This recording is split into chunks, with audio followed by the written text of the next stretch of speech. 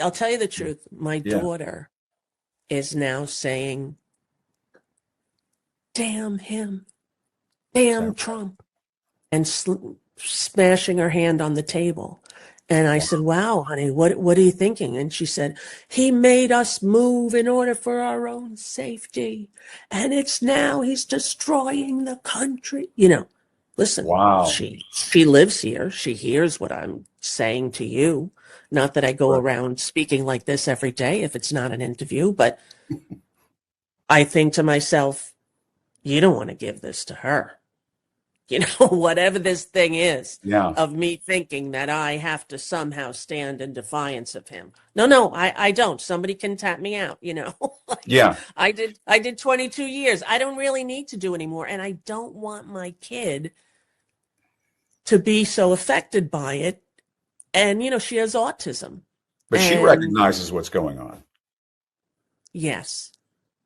Hit subscribe. Let's get to 7 million subscribers. Thank you everybody for watching. We appreciate you. Love this video? Support independent media and unlock exclusive content, ad-free videos, and custom emojis by becoming a paid member of our YouTube channel today. You can also gift memberships to others. Let's keep growing together.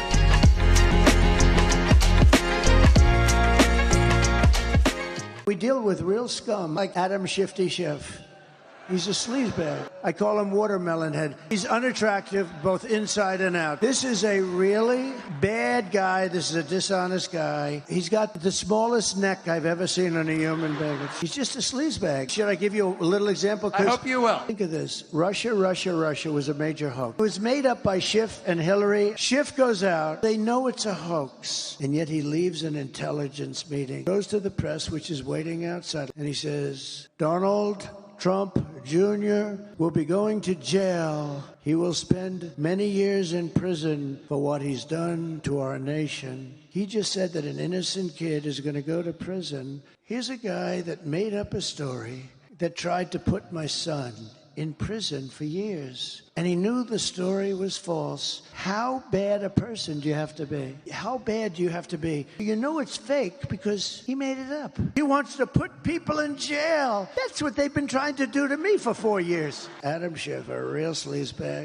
Donald Trump is panicking as his top generals and admirals want him to end this disastrous war in Iran right now.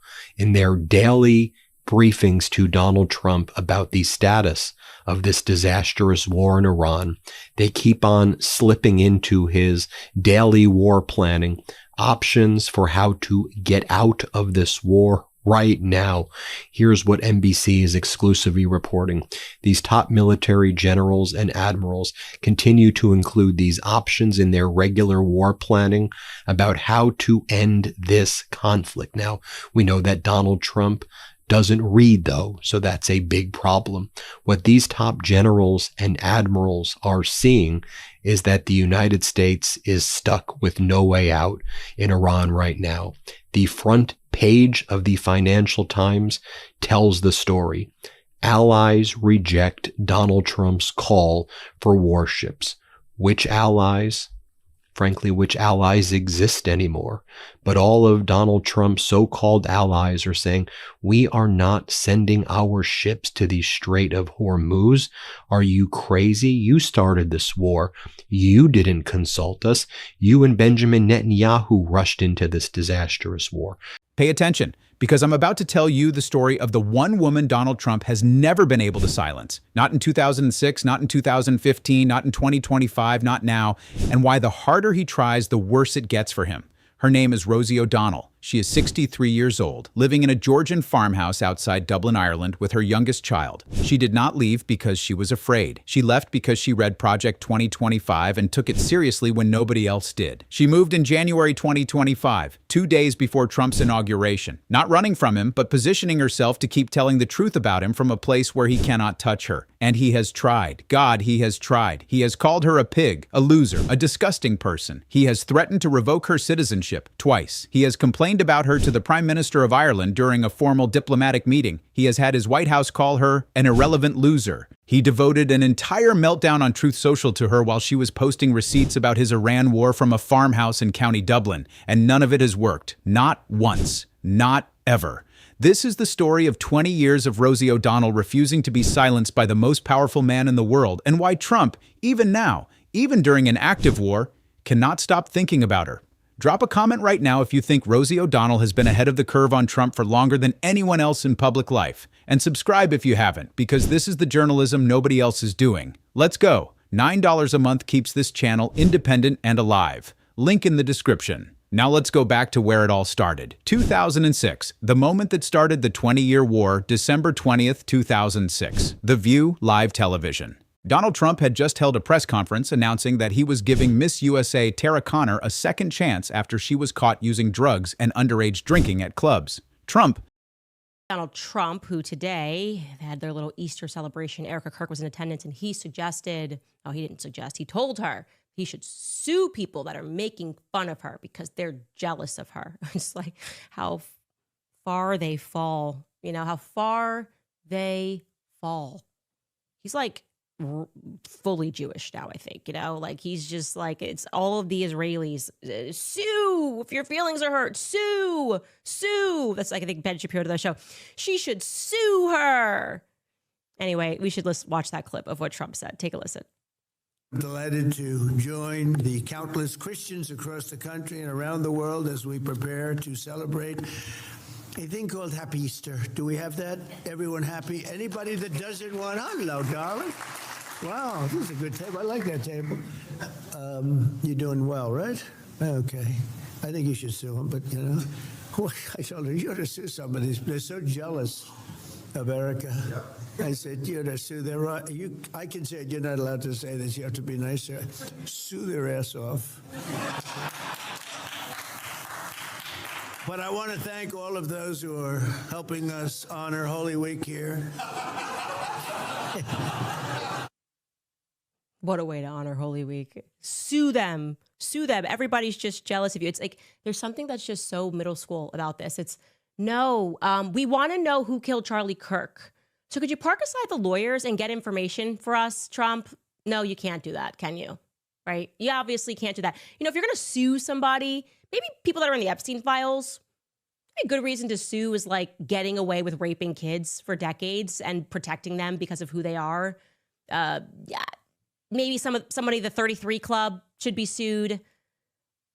You're going to sue Drewski? You're going to sue us for knowing that they're lying about everything, for keeping track? What has it been like for you having the President of the United States criticize your physical appearance? I mean, what has that done to you? Well, not only my physical appearance, everything. My sexuality, my parenting, my wife. Like, he went really batshit crazy. And did that make you go batshit crazy? Well, I could say that when he first did it, when he wasn't running for office, it was like just this loser blowhard, like who really cared? But when he got to be president, it was very trippy.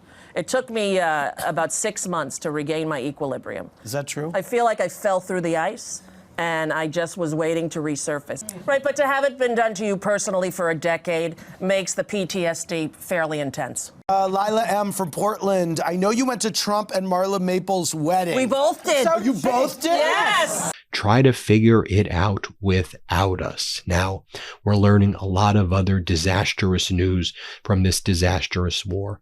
The official count of wounded service members now exceeds 200, with around a dozen very seriously wounded. Although we know the Trump regime continues to provide false information, so it's unclear what the real number is. And of course, we learned that, at least as of now, from what's been reported, 13 service members have been killed. We've been covering here on the Midas Touch Network how some of the families of these service members are now speaking out against this unlawful war. Should also be noted that the United States has lost about a dozen MQ-9 Reaper drones so far, including one accidentally shot down by a Gulf state. These are these really expensive drones that the United States has, not to mention the United States Embassy in Baghdad, targeted again by Iran. We have footage of that I'll show you in a moment. Donald Trump just looks so utterly pathetic, right? I mean, he was out there claiming yesterday that the foreign minister of Iran continues to try to reach out to Steve Witkoff to make a deal. Then you have the foreign minister of Iran, saying, The owner of the Miss USA pageant presented himself as a magnanimous, moral authority figure bestowing mercy on a young woman. Rosie O'Donnell, sitting at the Hot Topics table, watched the clip and could not hold it together. "He's the moral authority?" she said.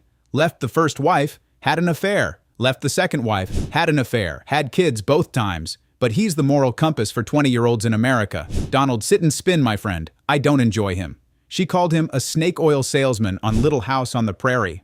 She pointed out his bankruptcies. She said he was not a self-made man. She mocked his hair, draping her own hair over her face to mimic his comb-over. And she predicted that Trump would sue her, adding, "He'll probably be bankrupt by that time, so I won't have to worry." On live television, on ABC in 2006, before most of America understood who Donald Trump really was, now here's Trump's response, because this tells you everything about why this feud has lasted 20 years. He went on every television program that would have him. He called Rosie a woman out of control. He told People magazine, "Rosie's a loser, a real loser. I look forward to taking lots of money from my nice fat little Rosie." You know, everybody knows it, everybody sees it. So hopefully it could be over with quickly. Again, there are lots of different alternatives. We have many alternatives. We could leave right now and it would take them 15 years to rebuild what they have. We could leave right now. But I want to finish it up. Iran, ready, cannot have a nuclear weapon. They are lunatics, and you can't put nuclear weapons in the hands of a lunatic. Thank you very much. Up visiting them, then not far from where you grew up, actually. Dundrum, yeah. Yes, and they're doing great, and they've been so helpful to me. And we came over here after my mom died in '73, and we stayed with these cousins for a while, and then stayed in touch all through the years. And they've been so helpful and so loving, and they're watching right now. So Paula and Margaret, thank you so much, loves. There we go. They're wonderful, wonderful women. I love that you also got the train up as well. Yes. And you ended up doing a few selfies on the train up to Belfast. I did. It was so fun. I was sitting in the car where there were 6 women going to a 40th birthday party. And I was sitting there and I'm listening to them, and they must have known each other their whole lives, because they were like cracking up and having a bunch of pints. And finally they're trying to get a selfie at the end of the 3-hour train ride. And I said, "Would you like me to do that for you?" And I do it, and I take the picture for them, and then they go, "Thank you." I go, "You're welcome." They go, "I told you, Lisa, it's frickin' Rosie O'Donnell." I was like, "Well, how are you? Nice to meet you." And they were so loving and so kind. That's what's been the biggest thing in Ireland, is the sweetness of the people, I have to say. You're not here as a visitor. You're here for the long haul. You're applying for citizenship. What made you up sticks from the States and join us? Now, here's what he had to say about it yesterday. Take a look. The Supreme Court tomorrow is going to hear arguments about your executive order trying to get rid of birthright citizenship. And I'm going. You're going to go to the Supreme Court I think tomorrow? so. I do believe. And just sit there and listen. Because I have listened to this argument for so long, and this is not about Chinese billionaires or billionaires from other countries who all of a sudden have 75 children or 59 children in one case, or 10 children, becoming American citizens. This was about slaves. And if you take a look, slaves, we're talking about slaves from the Civil War. So yeah.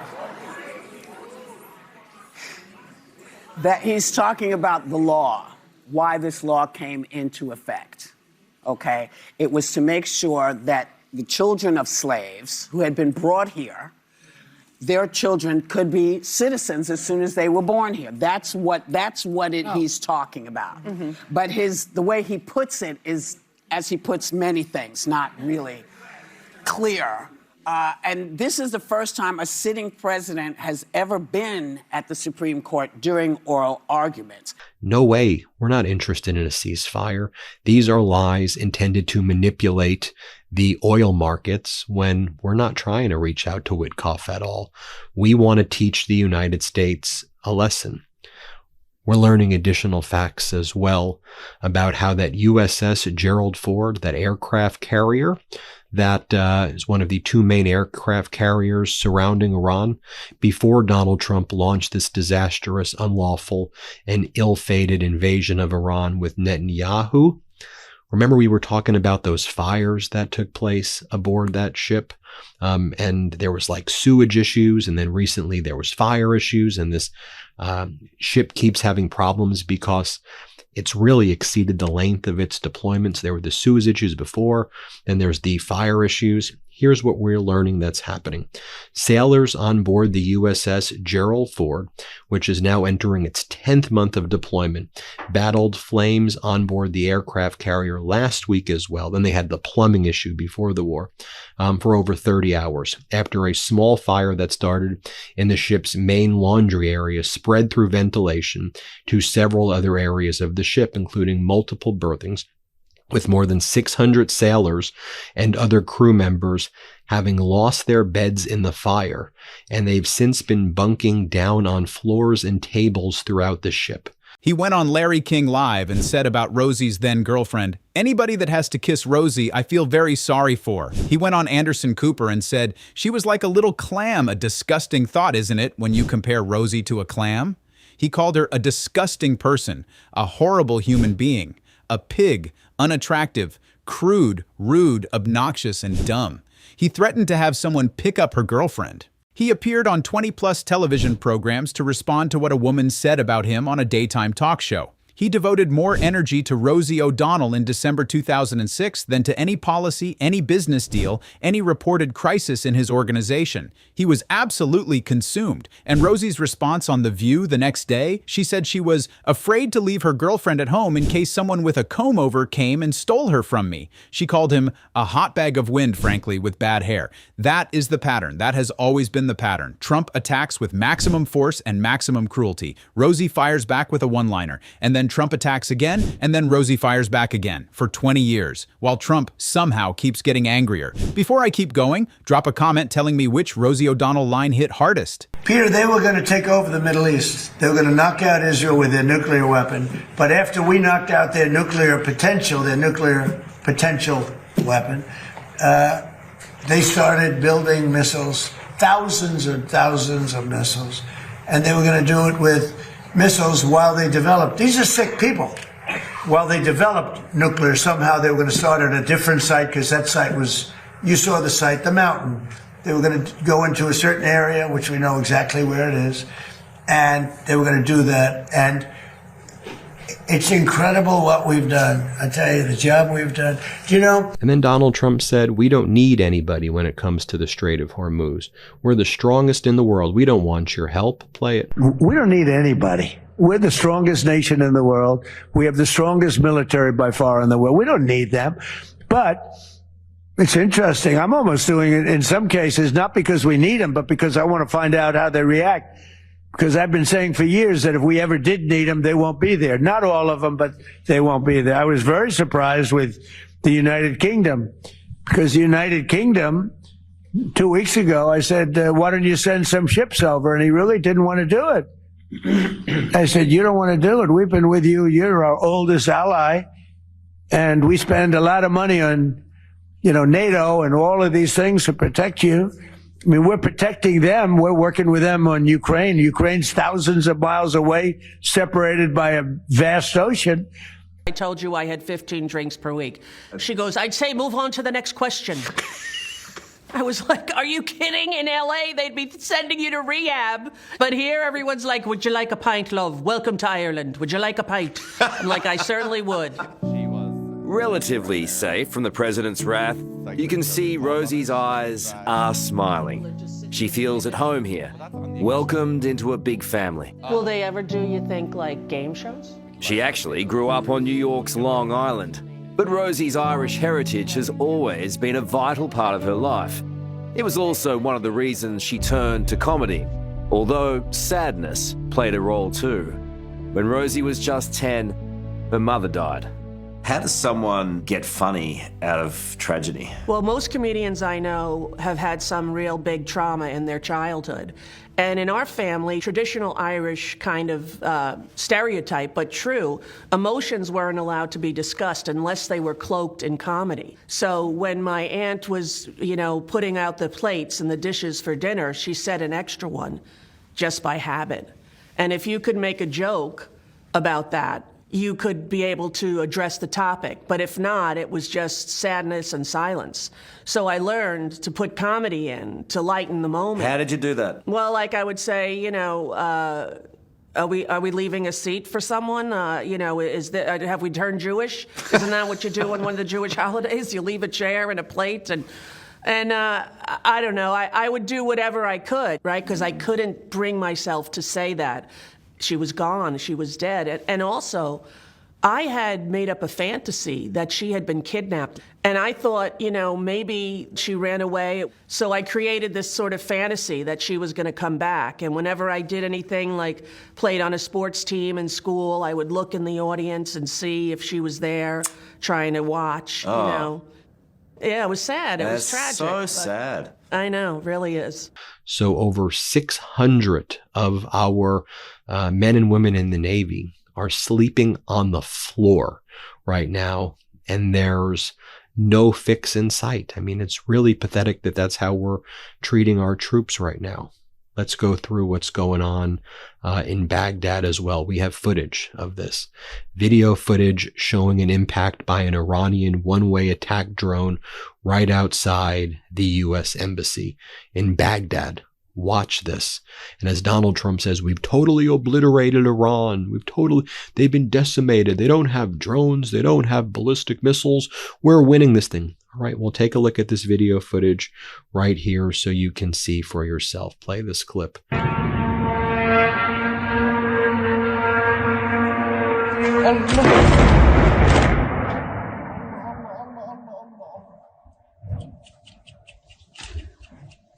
Wallah, they go home.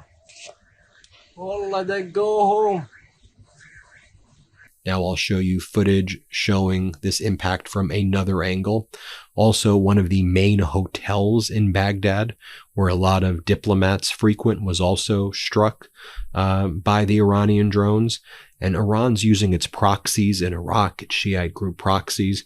And by the way, Iran hasn't even as of yet activated the Houthis in the Red Sea.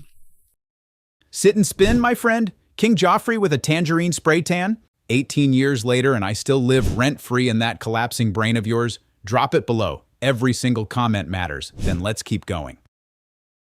2015, the presidential debate moment. Here's how deep Trump's obsession goes. Not in 2006, not in 2007, not in the many years of Twitter jabs and social media fights between them, but in 2015. At a presidential primary debate on national television in front of tens of millions of voters. Moderator Megyn Kelly asked Trump a direct question about his pattern of calling women fat pigs, disgusting animals, and dogs. Trump's answer, only Rosie O'Donnell. He was running for president of the United States. He was standing at a debate podium in front of the entire country. And his answer to a question about his treatment of women was the name of a woman he had been feuding with for 9 years. The crowd gasped. The crowd also laughed. Some of them applauded, and Trump, grinning, took credit for the reaction. But here's what that moment revealed. A man who is genuinely confident and secure does not bring up a grievance from 9 years ago at the most important political moment of his career. Last night, all over Iran, the voices of the Iranian people could be heard cheering and celebrating in the streets when his death was announced. The entire military command is gone as well, and many of them want to surrender into saving their lives. They want immunity. They're calling by the thousands. Combat operations continue at this time in full force, and they will continue until all of our objectives are achieved. We have very strong objectives. I believe they're holding off because China's telling them to hold off, and Russia for now is telling them, look, let's just hold off because China wants you to hold off. But the moment Iran activates the Houthis in the Red Sea, the way the Strait of Hormuz is shut down in the Persian Gulf, there's a strait in the Red Sea. The Houthis know how to control that. All of these cargo ships are now being diverted to the Red Sea. They're going to get trapped there. Isn't it so obvious that that's what the plan is? But let me show you this footage showing a near direct impact on the U.S. Embassy compound in Baghdad. Play this clip.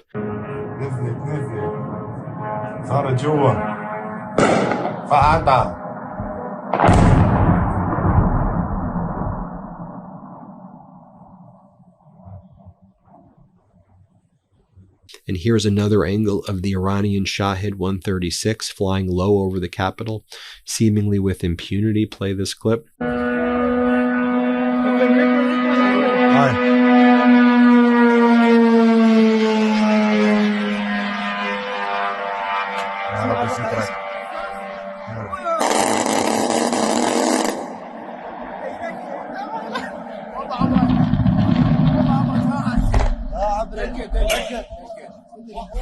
And I'll just share with you a video that the Popular Mobilization Front, an Iranian-backed group who's acting as one of the principal executors of Iran's strategic outlook in Iraq.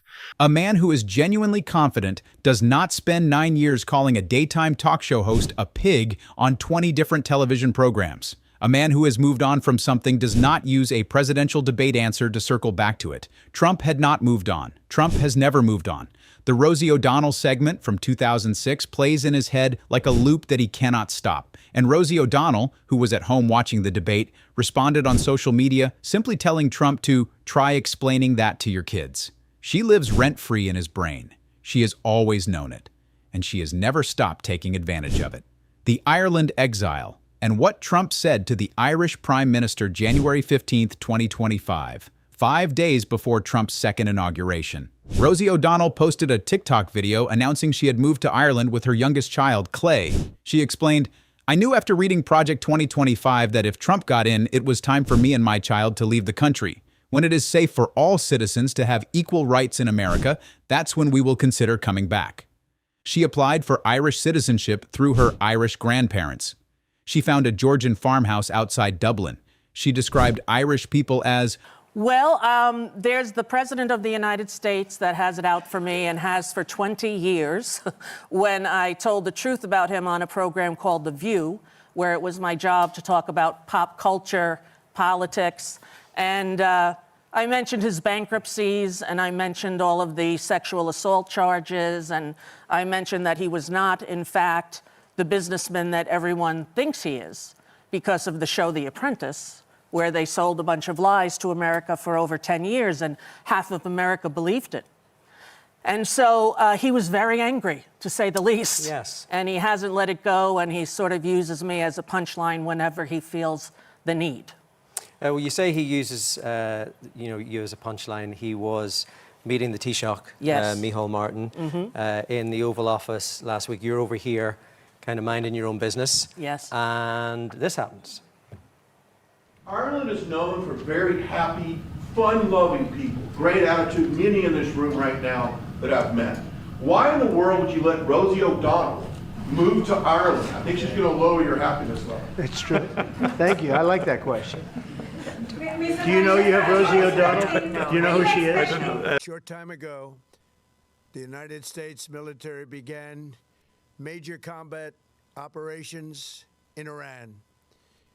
Our objective is to defend the American people by eliminating imminent threats from the Iranian regime, a vicious group of very hard, terrible people. Its menacing activities directly endanger the United States, our troops, our bases overseas, and our allies throughout. They released this footage right here showing what appears to be one of these drones, these FPVs, first-person view FPV drones, flying unencumbered through the green zone in Baghdad near the embassy. Just watch the flight path right here. Play the B-roll, guys, as people can see the flight path here with impunity. And they're sending a message that at any point in time, we can attack any one of these buildings as we desire. And meanwhile, Donald Trump saying that all of this is AI. Donald Trump is saying that the crowd sizes in Iran that have been showing up to actually support the Iranian government after the United States struck the elementary schools and desalination facilities, and after Israel struck the oil depots, Trump's like, all these crowds are AI right now, to which the Iranian National Security Advisor Ali Larijani mocks Donald Trump and says, Trump says about the million-strong anti-American and anti-Israeli rallies in Iranian cities that these images are artificial intelligence. Now look, I don't know if it's 1 million people, but we know that several other outlets, New York Times and others, have confirmed that there are these pro-government rallies, whether it's 100,000, 200,000, I don't know if it's 1 million, but they're in a lot of cities and they're out there. And you can say, Ben, this is propaganda. This is propaganda. Well, they're staging it and they're utilizing the fact that Donald Trump is covering up a child sex trafficking ring and that he represents the Epstein class. They're using that to say, hey, look, Trump. So kind, so welcoming. She told CNN's Wolf Blitzer and Pamela Brown, I have no regrets. Not a day has gone by that I thought it was the wrong decision. Now, March 2025, Irish Taoiseach Michael Martin visits the White House for the traditional St. Patrick's Day meeting. This is a formal diplomatic exchange between two allied nations, a ceremonial moment meant to honor the historic relationship between the United States and Ireland. Trump used it to complain about Rosie O'Donnell. He asked Martin, why in the world would you let Rosie O'Donnell move to Ireland? I think she's going to lower your happiness levels. Martin brushed it off.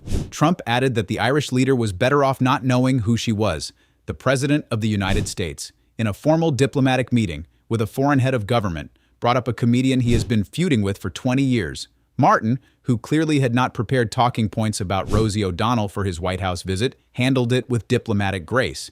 But the moment tells you something important. Even in his most formal, ceremonial settings, Trump cannot stop thinking about Rosie O'Donnell. She's in his head at the State of the Union. She's in his head at the Kennedy Center. She's in his head at the diplomatic meeting with Ireland's Prime Minister. And she is in a farmhouse in Dublin, living what she describes as a quieter, more peaceful life. While he is the most powerful man on earth, ranting about her at diplomatic meetings. July 2025, the citizenship threat and King Joffrey, July 12, 2025. Trump posts on Truth Social. Man of the year, Jesus, Mary, and Joseph. There wasn't one person you could think of who deserved it more than that lying, rapist, criminal guy. What's going on, mainstream media? You're not doing your job. And you haven't since he came down that escalator. You haven't been doing your job. If you would have told the truth about him from the beginning and stood up to the lies that Mark Burnett sold America on The Apprentice, we wouldn't be in this position. But you equated, you normalized Trump, and that's what Time Magazine did. Man of the Year, Donald Trump. Well, you, Time Magazine. You, seriously. Mr. President, when you have the Board of Peace, obviously there's a lot of countries that you're trying to get on. What countries would you like to see join the Board of Peace the most? Well, we have a lot that are on, and we have a lot that are going through the process of getting on. They have to get legislative approval, etc. And we've had billions of dollars put up already by the countries that are on. You saw some of the big players today. It's been very successful. Everyone's going to want to be on. Everyone wants to be on. Some have to go back to their legislatures to get approval. Would you want like China or Russia, any of those guys? I would love to have China and Russia. They've been invited. Yeah. Something that got a lot. You need both. You need all persuasions. No discrimination. Epstein class, they're out here blowing up elementary schools the way they were predators on little girls and covering up for predators of little girls. And that's what the Epstein files is all about. Look at what they're doing in Iran. The first thing they do is kill a school of little girls. That's the argument that they're making right now. Look, explosions and air defense activity in Bahrain. You want to talk about what's going on in the UAE? Basically, all of its airspace shut down temporarily, but shut down in the past 24 hours. UAE fully closes its airspace. The UAE's General Civil Aviation Authority announced a temporary and full closure of the country's airspace to ensure the safety of flights and air crews. Dubai, Abu Dhabi, they're being destroyed right now. And Iran saying, well, look, UAE, you made this deal with the United States, right? Trump gave you, those chips. You invested in Trump's crypto companies and Jared Kushner. We know what you did. And now you have all these bases there. So we think that Dubai and Abu Dhabi is a fair target. Iran's also telling Saudi Arabia, clarify your position because the reporting is that you've been working with Trump and Netanyahu. That's what they're saying. And I want to be clear. I mean, the United States and Israel are pounding Iran, hitting naval targets, decimating the Navy, not all of Iran, decimating certain military structures, certainly not all of Iran. They still have their ballistic missiles and Shahid drones. We're seeing them in action. Because of the fact that Rosie O'Donnell is not in the best interests of our great country, I am giving serious consideration to taking away her citizenship. She is a threat to humanity and should remain in the wonderful country of Ireland if they want her. God bless America. A few important facts about this. 1. Rosie O'Donnell was born in Commack, New York, in 1962. She is a native-born American citizen. 2. The 14th Amendment of the United States Constitution grants citizenship to all persons born in the U.S. 3. The Supreme Court ruled in Afroyim v. Rusk in 1967 that the U.S. government cannot revoke an individual's citizenship without their consent. 4. Cornell University immigration law professor Stephen Yale Lower told Newsweek that a president cannot unilaterally revoke someone's citizenship. 5. Trump cannot do this. Not legally, not constitutionally, not in any universe where the 14th Amendment still exists. This was not a legal threat. This was a tantrum dressed up in official language. And Rosie responded in 2 posts. The first, a 1997 photo of Trump with Jeffrey Epstein, with the caption, "Hey Donald, you're rattled again. 18 years later and I still live rent-free in that collapsing brain of yours. You call me a threat to humanity, but I'm everything you fear. A loud woman, a queer woman, a mother who tells the truth, an American who got out of the country before you set it ablaze." The second post, "You want to revoke my citizenship? Go ahead and try King Joffrey with a tangerine spray tan. I'm not yours to silence. I never was." You should be ashamed of yourself not standing up. You should be ashamed of yourself. That is why I'm also asking you to end deadly sanctuary cities that protect the criminals and enact serious penalties for public officials who block the removal of criminal aliens. In many cases, drug lords, murderers all over our country, they're blocking the removal of these people out of our country, and you should be ashamed of yourself. Right? But they're also decimating civilian targets, and they're killing a lot of innocent people as well. And that's rallying people in Iran around the government, unfortunately, and leaving people who were hoping perhaps for a shift to democracy. They feel betrayed right now by the Trump regime, especially when they showed up in mass and they were protesting against the Ayatollah back in January, and Trump said, "I got your back." And he didn't have their back. He threw them under the bus. He got thousands of them killed. I mean, you got Israel invading Lebanon, southern Lebanon, calling up 450,000 reservists, go into Lebanon. I mean, they're destroying Beirut. I mean, the suburbs of southern Lebanon are just demolished. Hospitals being blown up, hospital workers being killed, in addition to Hezbollah, but they're killing a lot of innocent people as well. And that is further rallying people against the United States and Israel right now. And of course, they're rallying around them for a lot of other reasons as well. You have the foreign minister of Iran, Araghchi, saying, "Look, we're not talking to Witkoff." He goes, "My last contact with Witkoff was prior to his employer's decision to kill diplomacy with another illegal military attack on Iran. Any claim to the contrary appears geared solely to mislead oil traders and the public." And look, if you have evidence that you've been in communication with Iran, then show it. Then show it. But here's what people remember. Donald Trump in week 1 saying, "We won." In week 2, "We're winning." King Joffrey, the child king from Game of Thrones, sadistic, petulant, powerful only by inheritance, eliminated when his subjects finally had enough. The White House's response? A spokesperson called Rosie an irrelevant loser whose departure from America made our country better off.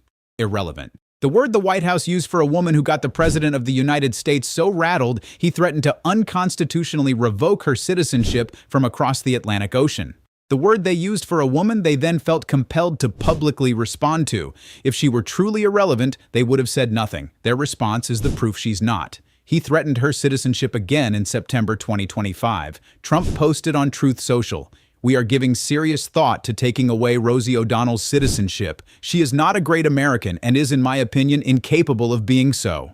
Rosie's response that time, "Banishing me again? Logan Roy would be proud. In the distraction, Epstein survivors are the reckoning and your gold lame throne is melting." When Kimmel got suspended, Rosie shows up. Here's the Kimmel connection that most people missed. September 2025. Jimmy Kimmel gets suspended by ABC after FCC Chair Brendan Carr threatens the network over Kimmel's comments about Charlie Kirk. The story explodes nationally. Rosie O'Donnell, from Ireland, posted immediately on Instagram about Kimmel's suspension. She wrote, "This is unacceptable. FI, this fascist administration and corrupt corporate executives." Yeah, there it is. There he is in all his glory. How does it feel watching that? Very, very surreal, I have to tell you.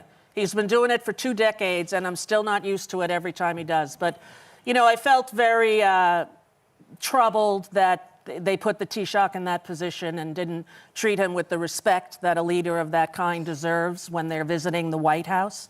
And I wrote the Taoiseach with a little note, apology to his email, and got a note back that they had received it and thanked me.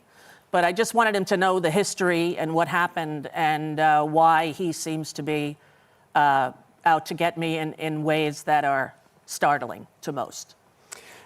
You stuck out the last Trump presidency. Mm-hmm. What's different about this one for you that made you realize you're out? Well, right away was the problem with Project 2025, which the Heritage Foundation put out, and it detailed what they wanted to do. And I felt that anyone who read that would not be able to sleep as an American. What type of stuff was in that? Well, gutting all of the social programs, as he has been doing. Just the other day, he disbanded the Department of Education. Iranian air defense systems. Just now it was announced that we knocked out 9 ships plus their naval building, all in a matter of literally minutes. Iran's formerly supreme leader, Ayatollah Khamenei, is dead. This wretched and vile man had the blood of hundreds and even thousands of Americans on his hands and was responsible for the slaughter of countless thousands of innocent people all across many countries. On week 3, send help. I mean, you all saw that disastrous press conference Donald Trump had where he was like, we don't need the help of anyone. Please help us enthusiastically. Or in that press conference yesterday, Donald Trump, 2 different occasions, there was the one press conference in one area in the White House, then the other in the Oval Office. He's like, nobody ever thought that Iran was going to attack its neighbors. Nobody thought that. And Donald Trump's like, but I knew they would weaponize the Strait of Hormuz, and I predicted 9/11. I knew what bin Laden was going to do on 9/11. I wrote about it in my book. You didn't write about that in your book. That's a lie. You mentioned bin Laden in passing once. And what is it? Do you claim that what are you claiming? Are you claiming that you knew about it? You didn't know about it? Are you asking for help? Are you not asking for help? No one knows what the hell you're talking about. And it's, again, utterly deranged. You have the Iranian generals saying, you can tweet your way out of this one. Donald, here, play this clip. A message to the President of the United States. The outcome of war cannot be determined by tweets. The result of a war is determined in the field, the very place where you and your forces do not dare to approach, and you can only talk about it in your tweets. It's better to name this war as Epic Fear instead of Epic Fury. And then you have Trump state regime propaganda on Fox like Laura Ingraham. Bowing to the orange monster, America is no more, she added publicly. Now Trump gets to decide who tells late-night jokes. She did not hesitate. She did not calculate. She looked at what was happening to her friend and fellow critic, and she named it exactly what it was, and she was right. The Kimmel suspension was a government official threatening a private company's broadcast license over political speech. That is the definition of First Amendment violation, and Rosie O'Donnell said so clearly and directly before most mainstream outlets had worked up the courage to frame it that way. Kimmel came back. De Niro showed up playing FCC Chair Brendan Carr as a mob boss. The episode got 6.26 million viewers, and Rosie from her farmhouse in Dublin kept posting. February 2026, the Iran war receipts that broke the internet. This is the moment that defines why Rosie O'Donnell is not just a feud partner for Trump. She is an archivist of his lies. February 28, 2026, the day the U.S. and Israel launched strikes on Iran. The the day the war that would kill 13 American service members cost $35 billion in the first 12 days and drive gas prices past $4 a gallon began. Rosie opened Instagram and posted screenshots of Donald Trump's old tweets, real tweets verified by Snopes, documented tweets from 2011, 2012, and 2013, and they said, "In order to get elected, Barack Obama will start a war with Iran."